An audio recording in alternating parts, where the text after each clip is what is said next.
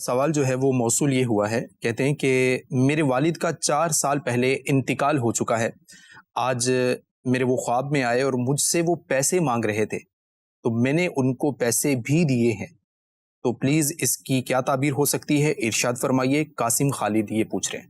دیکھیے، فوت شدہ کو ہم ریئلٹی میں تو کوئی رقم نہیں دے سکتے، اور نہ ہی ظاہر ہے اس کا دینے کا کوئی بینیفٹ ہوتا ہے۔